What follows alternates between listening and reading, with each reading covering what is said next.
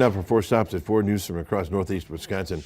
A bill to ban cell phones in Wisconsin's classrooms is now headed to the state Senate after being passed by the Assembly on Wednesday. The author of the bill, Republican State Representative Joel Kitchens, says the hopes of ban will reduce distractions in schools and improve students' mental health.